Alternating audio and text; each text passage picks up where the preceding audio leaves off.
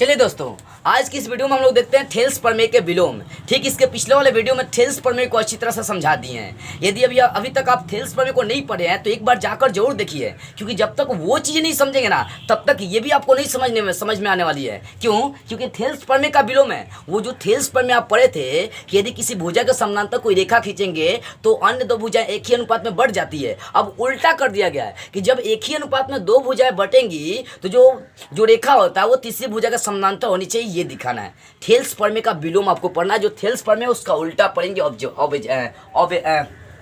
Opposite पढ़ेंगे। ठीक है, तो थेल्स प्रमेय का विलोम, थेल्स प्रमेय का विलोम क्या होता है? यदि एक रेखा किसी त्रिभुज की दो भुजाओं को एक ही अनुपात में विभाजित करे तो वह तीसरी भुजा के समानांतर होती है। ये आपको सिद्ध करना है। इसमें क्या था, इसके ठीक उसने उल्टा मतलब थेल्स प्रमेय क्या था कि यदि कोई रेखा त्रिभुज की एक भुजा के समानांतर है तो अन्य दो भुजाएं एक ही अनुपात में बढ़ जाती है। लेकिन अब उल्टा हो गया। अब क्या, वहां पर भुजाएं बढ़ जा रही थी, जब समानांतर था तो बढ़ जा रही थी, लेकिन अब बांट दे रहा है तो दिखाना है कि समानांतर होती है। यदि कोई रेखा किसी त्रिभुज की एक ही दो भुजाओं को एक ही अनुपात में बांटेंगी तो तीसरी भुजा का समानांतर होनी चाहिए। देखिए, मान लीजिए आपके पास कोई त्रिभुज है। ठीक है, आपके पास कोई यहाँ पर त्रिभुज है, ये हो गया ए बी सी। तो इसमें बोल रहा है कि यदि कोई रेखा दो भुजाओं को काट दे, एक ही अनुपात में बांटे, तो ये आपका जो डी रेखा है वो दो भुजाओं को क्या करते हैं, अनुपातिक कर देंगे, ए डी बटा डी बी और ए ई बटा ई सी। ठीक है, इस अनुपात में बांट रही है। तो दिखाना है कि जो रेखा इस भुजा के क्या है, समानांतर है। ठीक है ना, पहले जो चीजें हैं वो चलते हैं। दिया क्या क्या है, माना कि ए बी सी एक क्या है, त्रिभुज है। मान लिया कि ए बी सी एक त्रिभुज है जिसमें क्या दिया है कि एक ही अनुपात में भुजाएं बढ़ जाती है। इसमें आपको ये दिया है ए डी अब बटा डी बी अब बराबर ए ई अब बटा ई सी। आपको प्रश्न में ही दिया है, इसको समीकरण 1 ले लेंगे, हो सकता है कहीं यूज पड़े। ठीक है, तो आपको दिया है कि जब कोई रेखा किसी त्रिभुज की दो भुजाओं को बांटेंगी तो एक ही अनुपात में विभाजित हो जाएगा, तो वही रेखा तीसरी भुजा का समानांतर होनी चाहिए। तो ये रेखा इसको भी बांट रही है, इसको भी बांट रही है, तब दिखाना है कि यही रेखा इसका समानांतर होगा। तो ये चीज आपको दिया है ए डी बटा डी बी और ए ई बटा ई सी। ठीक है, ये दिया हुआ है। अब सिद्ध क्या करना है आपको, तो सिद्ध करना है कि जो रेखा दो भुजाओं को बांट रही है वही रेखा तीसरी भुजा का समानांतर होगी। मतलब दिखाना है कि डी ई समानांतर हो जाएगा बी सी। आपको ये सिद्ध करना है कि डी समानांतर बी सी होगा। अब यहाँ पर रचना भी करेंगे। रचना का मतलब समझ में आ रही है, कुछ अपना से यहाँ पर कार्य करेंगे। यहाँ पे काम करते हैं रचना में कि मान लेते हैं डी तो समानांतर नहीं है, डी को दिखाना है समानांतर। तो मान लेते हैं कि यहाँ से डी से मैंने एक डी ई डैश मान लेते हैं, इसको ई डैश लेकर चल सकते हैं।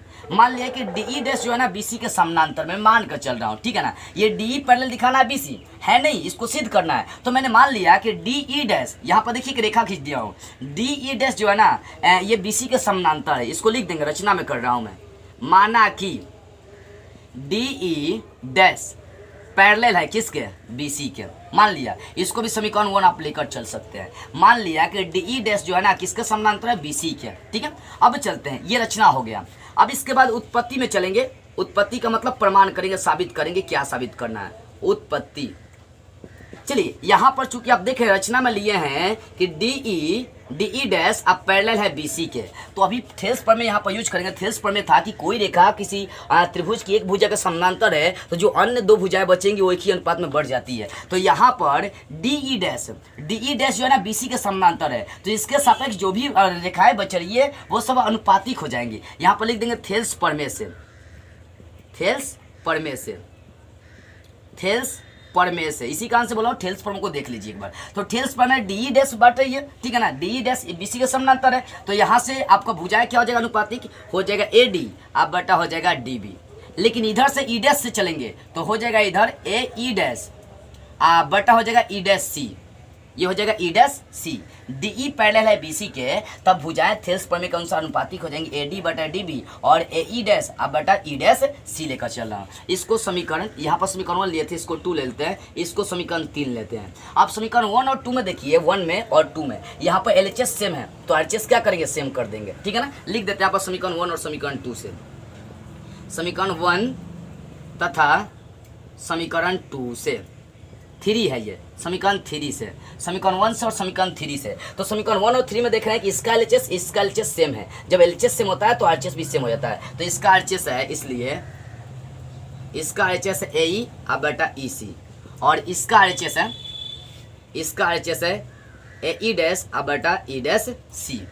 ये आपका क्या हो गया, मतलब जब LHS सेम था तो RHS सेम हो गया। अब इसका मतलब ये हुआ कि AE बराबर है, कहने का मतलब ये AE बराबर है AE डैश के। देखिए इसलिए यहाँ पर ये लिख देंगे, इसलिए AE बराबर किसके, AE डैश के, और यहाँ पर EC बराबर है किसके, E डैश C के। मतलब ये जो E डैश बिंदु लिए हैं इसको मतलब E डैश और E दोनों समझे कि एक दूसरे के ऊपर ही समपाती है। क्या है, समपाती। इसका मतलब ये हो गया कि देखिए यहाँ पर आ गया कि AE जो है ना बराबर है किसके, AE के, तो E और E डैश कोई दूर नहीं है, एक दूसरे के ऊपर ही है लगभग, ठीक है। तो AE डैश अब बराबर हो गया AE के, और फिर ये E डैश C EC के क्या हो गया, बराबर हो गया। तो इसका मतलब लिखेंगे यहाँ पर यही कि E डैश और E दोनों एक दूसरे के समानांतर है, मतलब दोनों एक दूसरे के ऊपर समपाती है, आधारित है, तभी तो जाकर हो रहा है AE बराबर AE डैश, ये AE अब बराबर AE डैश है, और यहाँ पर EC अब बराबर है E डैश C। जब ये दोनों समपाती है तभी तो बराबर हो रही है कि E डैश और E आपस में क्या है, बराबर है। लिख देते हैं यहाँ पर, चूंकि ये DE डैश और DE, जो DE डैश और DE, चूंकि DE डैश और DE आपस में एक दूसरे के समपाती है, एक दूसरे के समपाती है। समपाती का मतलब वो एक दूसरे के ऊपर ही आधारित है, समपाती है, तो इसका मतलब हो जाएगा DE डैश अब बराबर हो जाएगा किसके, DE के। मतलब जो DE डैश होगा वही क्या हो जाएगा, DE के हो जाएगा। तो जो समीकरण 2 लिया उस समीकरण 2 से चल देते हैं। समीकरण 2 से आपने क्या देखा, समीकरण 2 से आप रचना में लिए थे कि DE डैश आप पैरेलल क्या हो गया BC। अब देखो बुआ DE डैश का मान निकाल ले D, तो DE डैश के जब रख देंगे D आप पैरेलल हो गया BC। यही आपको प्रूव करना था कि जब दो भुजाएं अनुपातिक हो जाएंगी तो तीसरी भुजा को समानांतर हो जाती है। तो मैंने कुछ नहीं किया, यहाँ पर बशर्ते मैंने रचना में DE डैश ले लिया, मान लिया कि DE डैश इसके पैरेलल है, यहाँ पर थेल्स पर में लगा दिया और दोनों का देख लिया, इसका समीकरण और 3 का LHS सेम है तो RHS सेम कर दिया। ये RHS जब आया तो इसका ऊपर वाला भाग नीचे वाला भाग आपस में बराबर हो गया, और ये AE डैश और AE आपस में तभी बराबर होंगे जब E और E डैश एक दूसरे के ऊपर ही होंगे, समपाती ही होंगे, ठीक है। तो इसका मतलब यही निकला कि DE डैश और DE एक दूसरे के क्या है, समपाती है। इसका मतलब DE डैश का मान हो जाएगा DE के बराबर होगा। तो रचना से चल दिए, रचना में समीकरण 2 से चल दिए। समीकरण 2 में आप लेट किए थे कि DE डैश है BC के, तो DE डैश का D निकाल दिए, तो DE डैश का मान D रख दिए, आप पैरेलल BC है तो BC, आपको यही प्रूव करना था। तो इस तरह से थेल्स का प्रमेय भी क्या हो गया,